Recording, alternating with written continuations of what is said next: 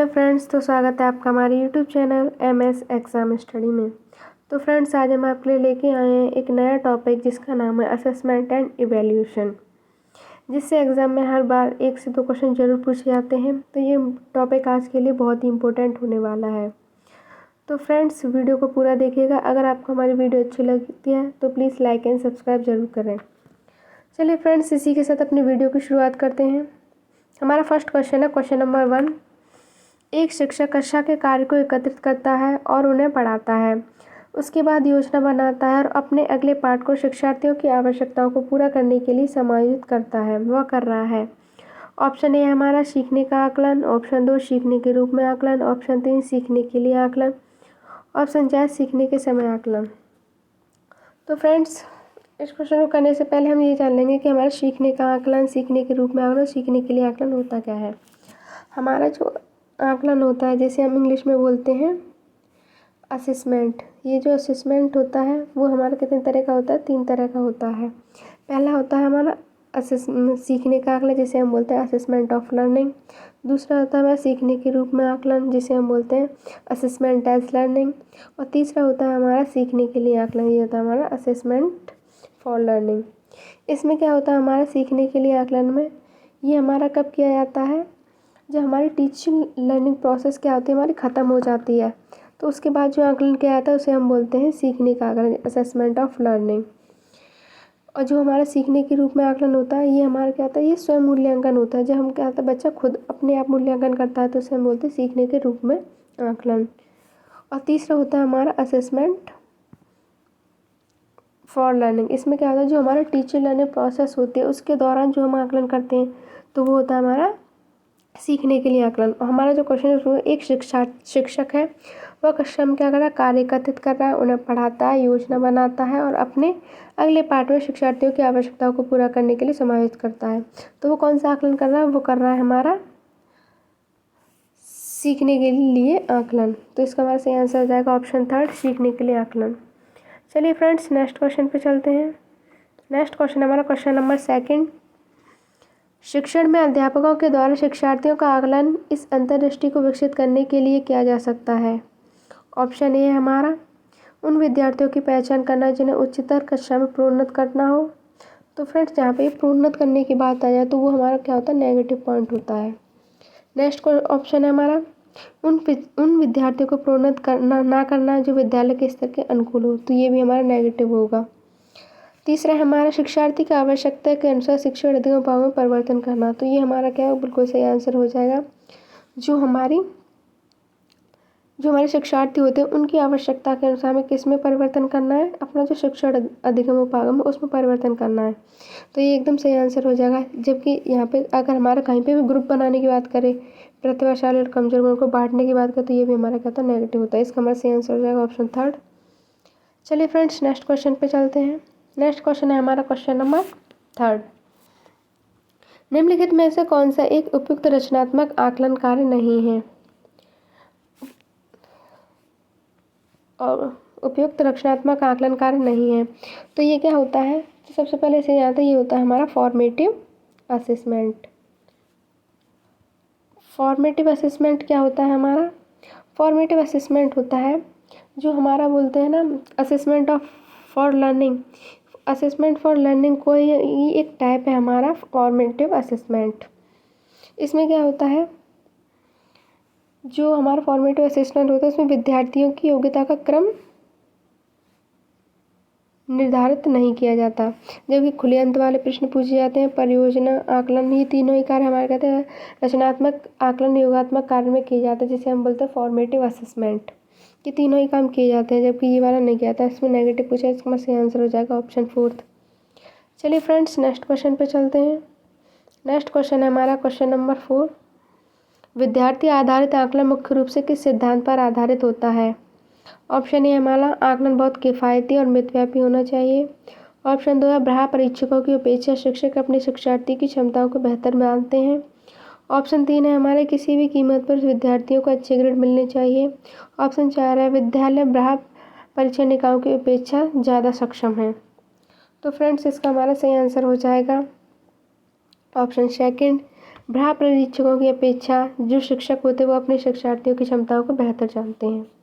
चलिए friends next question पे चलते हैं। नेक्स्ट क्वेश्चन हमारा क्वेश्चन नंबर 5, सतत व व्यापक मूल्यांकन किसके लिए आवश्यक है? ऑप्शन ए है हमारा शिक्षक के साथ परीक्षण का तालमेल बिठाने के लिए। ऑप्शन 2 है हमारा शिक्षा बोर्ड की जवाबदेही कम करने के लिए। ऑप्शन 3 जल्दी में की जाने वाली गलतियों की तुलना में कम अंतराल पर की जाने वाली गलतियों को सुधारने के लिए। ऑप्शन 4 है हमारा यह समझने के लिए कि अधिगम किस प्रकार अवलोकित किया जाता है, दर्ज किया जाता है व सुधार किया जाता है।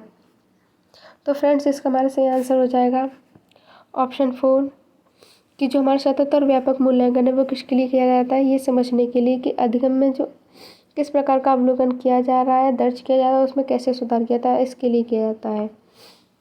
चलिए फ्रेंड्स नेक्स्ट क्वेश्चन पे चलते हैं। नेक्स्ट क्वेश्चन है हमारा क्वेश्चन नंबर 6, अधिगम के आकलन के लिए आवश्यक होता है। ऑप्शन है हमारा ग्रेड व अंक के लिए, तो ये तो हमारा नेगेटिव होता है। जांच परीक्षा के लिए, तो ये भी हमारा नेगेटिव होता है। प्रेरणा के लिए, तो ये क्या हमारा सही है। अधिगम के लिए जो आकलन किया था वो किसके लिए आवश्यकता है, प्रेरणा के लिए। हम उसको मोटिवेट कर सकते हैं किससे, आकलन के द्वारा। पृथक्करण श्रेणीगत, ये हमारा नेगेटिव पॉइंट होता है, इसका हमारा सही आंसर होगा 3rd। चलिए फ्रेंड्स नेक्स्ट क्वेश्चन पे चलते हैं। नेक्स्ट क्वेश्चन है हमारा क्वेश्चन नंबर 7, गणित में अधिगम निर्योग्यता का आकलन निम्न में से किस परीक्षण द्वारा सर्वाधिक उचित तरीके से किया जा सकता है। ऑप्शन ए है हमारा अभिक्षमता परीक्षण। ऑप्शन 2 निदानात्मक परीक्षण। ऑप्शन 3 स्क्रीनिंग परीक्षण। ऑप्शन 4 उपलब्धि परीक्षण। तो फ्रेंड्स इसका हमारा सही आंसर हो जाएगा ऑप्शन 2 निदानात्मक परीक्षण। हमें क्या गणित क्या किसी भी अगर कोई भी सब्जेक्ट हो उसकी हमें निर्योग्यता का आकलन करने के लिए हमें किस जो सर्वाधिक उचित तरीका क्या है, तो हम कहते हैं डायग्नोस्टिक है। सबसे पहले हमें समस्या का पता लगाना है कि मतलब किस वजह से वो पढ़ नहीं पा रहा है, तभी तो हम उसका समाधान कर पाएंगे। तो इसका हमारा सही आंसर हो जाएगा ऑप्शन 2। चलिए फ्रेंड्स नेक्स्ट क्वेश्चन पे चलते हैं। नेक्स्ट क्वेश्चन है हमारा क्वेश्चन नंबर 8, आकलन का प्राथमिक उद्देश्य क्या होना चाहिए। ऑप्शन ए है विद्यार्थियों के लिए श्रेणी निश्चित करना, तो ये तो हमारा नेगेटिव पॉइंट है, श्रेणी निश्चित करना तो है ही नहीं। ऑप्शन 2 है संबंधित वातावरण के बारे में बच्चों की स्पष्टता तथा भ्रांतियों को समझना, बिल्कुल सही बात। जो हमारा आकलन का प्राथमिक उद्देश्य क्या होता है कि जो हमारे संबंधित अवधारणा है उससे बच्चों की जो स्पष्टता और भ्रांतियाँ उनको समझना, ये हमारा सही आंसर हो जाएगा। जबकि ऑप्शन 3 है हमारे विद्यार्थी के प्राप्तों के आधार पर उनको नामांकित करना, तो ये हमारा नेगेटिव में आता है कि विद्यार्थी को ग्रेड के आधार पर क्या करना है, नामांकित कर दो कि ये फर्स्ट पोजीशन सेकंड पोजीशन, ये कहता है हमारा गलत है। रिपोर्ट कार्ड में उत्तर करने के, तो ये भी हमारा नेगेटिव पॉइंट होता है। चलिए फ्रेंड्स नेक्स्ट क्वेश्चन पे चलते हैं। नेक्स्ट क्वेश्चन हमारा क्वेश्चन नंबर 9, मूल्यांकन के मानकीकृत उपकरण में शामिल है। ऑप्शन ए हमारा निष्पक्षता, वैधता, विश्वसनीयता। ऑप्शन 2 है हमारे शिक्षक ने परीक्षण किए। ऑप्शन 3 है हमारा रेटिंग स्केल और ऑप्शन 4 है हमारा बी एंड सी दोनों। तो फ्रेंड्स इसका हमारा सही आंसर हो जाएगा ऑप्शन 4 बी एंड सी दोनों। ये दोनों ही हमारे किस में शामिल हैं, मूल्यांकन के मानकीकरण में शामिल हैं। जबकि मूल्यांकन के लिए सबसे अच्छा कैसे माना जाता है, निष्पक्षता, वैधता, विश्वसनीयता, ये भी मूल्यांकन के लिए सबसे इम्पोर्टेंट होते हैं। बन मानकीकरण के लिए ये नहीं, मानकीकरण के लिए विश्वसनीयता, वैधता और ये निष्पक्षता होती है, ये उपकरण नहीं है। तो इसका हमारा सही आंसर हो जाएगा ऑप्शन बी एंड सी दोनों। चलिए फ्रेंड्स नेक्स्ट क्वेश्चन पे चलते हैं। नेक्स्ट क्वेश्चन है हमारा क्वेश्चन नंबर 10, निम्नलिखित में से कौन सा कथन गलत है। ऑप्शन ए हमारा मूल्यांकन छात्रों को प्रेरित नहीं करता है, तो ये तो हमारा गलत हो जाएगा। पहला ही ऑप्शन गलत है कि जो मूल्यांकन करता है वो छात्रों को प्रेरित नहीं करता है, तो गलत, प्रेरित करता है, मोटिवेट करता है। चलिए फ्रेंड्स नेक्स्ट क्वेश्चन पे चलते हैं। नेक्स्ट क्वेश्चन हमारा क्वेश्चन नंबर 11, मूल्यांकन को ऑप्शन ए हमारा वस्तुनिष्ठ प्रकार के लिखित कार्यों पर आधारित होना चाहिए। ऑप्शन 2 हमारा एक अलग गतिविधि के रूप में लेना चाहिए। ऑप्शन 3 है शिक्षण अधिगम प्रक्रिया का एक भाग होना चाहिए। ऑप्शन 4 है केवल नंबरों के संदर्भ में करना चाहिए। तो फ्रेंड्स इसका हमारा सही आंसर हो जाएगा ऑप्शन 3 शिक्षण अधिगम प्रक्रिया का एक भाग न होना चाहिए। जो मूल्यांकन है वो क्या हमारा जो शिक्षण अधिगम की एक प्रक्रिया उसका एक भाग होना चाहिए। ना कि उसे नंबरों के संदर्भ में लेना चाहिए, वस्तु प्रकार लिखित का आधार पर आधार चाहिए, अलग गतिविधि की अनुमति, तीनों ही हमारे क्या नेगेटिव है। चलिए फ्रेंड्स नेक्स्ट क्वेश्चन पे चलते हैं। नेक्स्ट क्वेश्चन है हमारा क्वेश्चन नंबर 12। प्राथमिक स्तर पर निर्माणात्मक आकलन सम्मिलित करता है। ऑप्शन ए हमारा शिक्षकों को उनके शिक्षण के प्रभाव के संदर्भ में प्रतिपुष्टि देने में। ऑप्शन बी हमारे शिक्षण में कमियों को पहचानने में। ऑप्शन सी है हमारा मासिक रिपोर्ट कार्ड बनाने में। ऑप्शन डी हमारे विद्यार्थी के अधिगम अंतराल को ज्ञात करने के लिए उपयुक्त कथनों में से कौन से सही है। तो फ्रेंड्स इसका हमारा सही आंसर हो जाएगा ऑप्शन सेकंड। ये हमारा ए, बी और डी ये तीनों ही क्या सही हैं। जो हमारे प्राथमिक स्तर पर जो निर्माणात्मक आकलन किया जाता है जिसे हम बोलते हैं फॉर्मेटिव असेसमेंट, तो वो उसमें किसके लिए क्या आता है, शिक्षकों को उनके प्रभावी शिक्षण के संदर्भ में प्रतिपुष्टि देने में हेल्प करता है, जो शिक्षण की जो कमियां होती है उनको पहचानने में मदद करता है, और जो विद्यार्थियों के अधिगम में जो अंतराल हो जाता है उसको ज्ञात करने में भी क्या आता है, मदद करता है। चलिए फ्रेंड्स नेक्स्ट क्वेश्चन पे चलते हैं। नेक्स्ट क्वेश्चन है हमारा क्वेश्चन नंबर 13, योगात्मक आकलन। जो हमारा योगात्मक आकलन होता है इसे हम बोलते हैं समेटिव असेसमेंट। समेटिव असेसमेंट क्या होता है, ये जो समेटिव असेसमेंट होता है वो असेसमेंट ऑफ लर्निंग का एक पार्ट होता है। तो चलिए फ्रेंड्स इसका हमारा फर्स्ट ऑप्शन है हमारा विद्यार्थी की प्रगति का निरंतर अनुवीक्षण। ऑप्शन सेकंड है शिक्षण अधिगम में परिवर्तन करने हेतु प्रतिपुष्टि मुहैया कराने के लिए। ऑप्शन थर्ड है हमारा विद्यार्थी को पास अथवा फेल करने के लिए मार्गदर्शन माना जाता है। ऑप्शन चार हमारा विद्यार्थी के अधिगम में कमी की पहचान करने व उन्हें ठीक करने के लिए होता है। तो फ्रेंड्स इसका हमारा सही आंसर हो जाएगा ऑप्शन थर्ड, विद्यार्थी को पास अथवा फेल करने के लिए मार्गदर्शन माना जाता है। क्योंकि जो हमारा योगात्मक आकलन होता है ये क्या होता है, हमारा टीचर लर्निंग प्रोसेस के बाद किया जाता है। तो वो कहते हैं इसकी मासिक परीक्षाएं हो गई या फिर हाफ ईयरली या फिर क्या हो गया हमारे ईयरली एग्जाम हो गए, जिसमें क्या होता है ये डिसाइड करते हैं कि कौन बच्चा पास होगा कौन फेल होगा। तो इसका हमारा सही आंसर हो जाएगा ऑप्शन थर्ड। चलिए फ्रेंड्स नेक्स्ट क्वेश्चन पे चलते हैं। नेक्स्ट क्वेश्चन है हमारा क्वेश्चन नंबर 14, पर्यावरण अध्ययन विषय में विद्यालय आधारित आकलन हेतु निम्नलिखित में से कौन से आकलन उपकरण सर्वाधिक उपयुक्त होंगे। ऑप्शन ए हमारा पेपर पेंसिल परीक्षण, तो ये तो हमारा नेगेटिव है पेपर पेंसिल परीक्षण। सामूहिकार, तो ये हमारा सही है, सामूहिकार होने चाहिए। निष्पादन परीक्षण, जो निष्पादन परीक्षण है तो ये भी हमारा क्या हो जाएगा, नेगेटिव हो जाएगा। और जो हमारा परियोजना कार्य ये भी हमारा सही हो जाएगा। तो इसका हमारा सही आंसर है बी और डी सही है, तो इसका हमारा सही आंसर हो जाएगा ऑप्शन सेकंड। चलिए फ्रेंड्स नेक्स्ट क्वेश्चन पे चलते हैं। नेक्स्ट क्वेश्चन है हमारा क्वेश्चन नंबर 15, विद्यार्थी के आकलन के लिए राष्ट्रीय शिक्षा नीति 2020 द्वारा निम्न में से कौन से उपकरण विधियाँ प्रस्तावित की गई हैं। ऑप्शन ए हमारा भूमिका अदा करना, सही बात है भूमिका अदा करना। ऑप्शन दो हमारा समूह में कार्य करना, तो ये भी हमारा NEP 2020 कहती है। पोर्टफोलियो बनाना, तो ये भी इसके लिए पक्ष में भी है। परियोजना बनाना, तो ये भी है। तो ये चारों ही ऑप्शन हमारे क्या सही है, तो इसका हमारा सही आंसर हो जाएगा option fourth. First second third fourth ये चारों ही हमारे कहते हैं नई शिक्षा नीति में शामिल किए गए हैं। चलिए फ्रेंड्स नेक्स्ट क्वेश्चन पे चलते हैं। नेक्स्ट क्वेश्चन है हमारा क्वेश्चन नंबर 16, माधवी अपनी कक्षा को क्षेत्र भ्रमण पर ले गई। वापस आने के पश्चात उन्होंने अपने विद्यार्थियों के साथ भ्रमण पर चर्चा की। इसे जिस रूप में व्यक्त किया जा सकता है वह है।